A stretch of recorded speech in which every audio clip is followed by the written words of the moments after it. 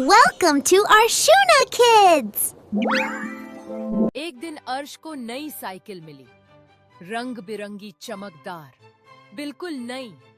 अर्श उसे बार बार देख रहा था, हाथ से साफ कर रहा था, जैसे कोई खजाना हो। अर्श खुशी से बोला, यह तो सबसे बेहतरीन साइकिल है। अर्श तुरंत बाहर निकला, दोस्तों को आवाज दी, आओ देखो, नई साइकिल। दोस्त दौड़ते हुए आए, सब हैरान थे। एक दोस्त बोला, वाह, यह तो बहुत जबरदस्त है। अर्श ने मुस्कुराकर साइकिल पकड़ी और आहिस्ता आहिस्ता चलाना शुरू कर दी।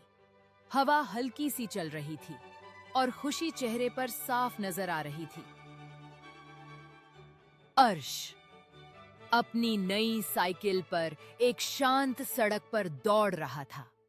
हवा हल्की सी उसके बालों में बह रही थी और उसके चेहरे पर एक बड़ी मुस्कान फैली हुई थी। उसके दोस्त साइड लाइन्स पर चीयरिंग और ताली बजा रहे थे। उनके चेहरे उत्साह से भरे हुए थे, जबकि वह उसे दौड़ते हुए देख रहे थे। बैकग्राउंड में रंगीन बैनर लहरा रहे थे। साइकिल अब तेज चल रही थी। गली में चक्र पर चक्र लग रहे थे। दोस्त साथ साथ हंस रहे थे। कोई तालियां बजा रहा था, कोई दौड़ रहा था। जरा आहिस्ता, एक दोस्त ने कहा, लेकिन गति बढ़ती गई। हवा तेज हुई और चेहरे पर खुशी और बढ़ गई। समय गुजरता गया, सूरज ऊपर आता गया।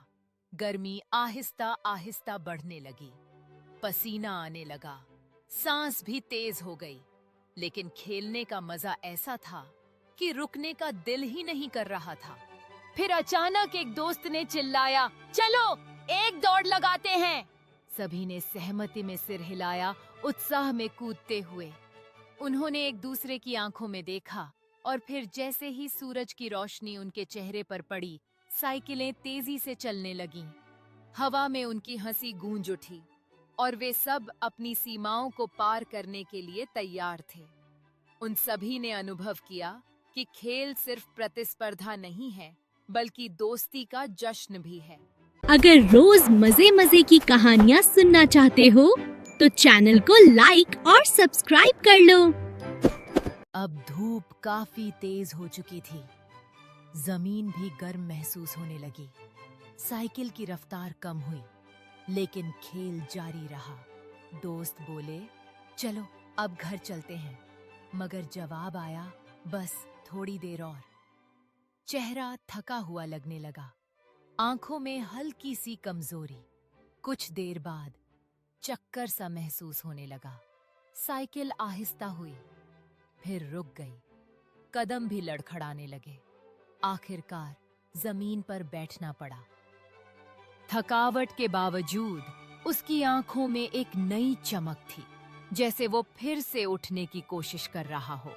उसने हवा में अपने हाथ फैलाए और गहरी सांस ली, महसूस करते हुए कि हर गिरावट के बाद उठना जरूरी है।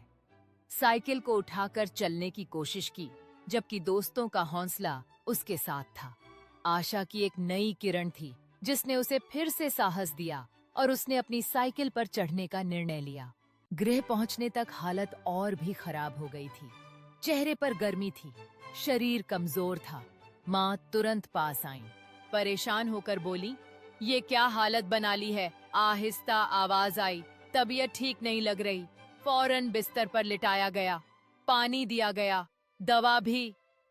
माँ ने नरमी से समझाया, तेज धूप में ज्यादा देर नहीं खेलना चाहिए, गर्मी शरीर को नुकसान देती है। कमरा खामोश था और बात दिल तक जा रही थी।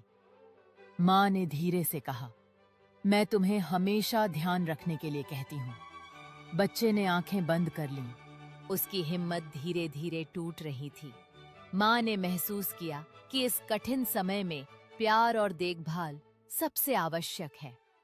बेटा, हमें हमेशा एक दूसरे का ख्याल रखना चाहिए, उसने कहा। उसकी आवाज में मिठास भर गई। कमरा अब भी चुप था, लेकिन माँ के शब्दों ने गर्माहट फैला दी थी। सुकून भरे पल में अपने बिस्तर पर बैठकर उस युवा व्यक्ति ने मुस्कुराते हुए सूरज की किरणों को महसूस किया।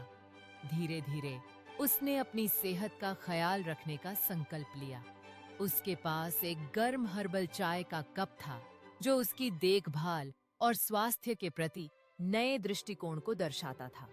कुछ समय बाद तबीयत बेहतर होने लगी, आंखें खुलीं और सुकून महसूस हुआ। अम्मी मुस्कुराकर बोलीं, अब ठीक हो?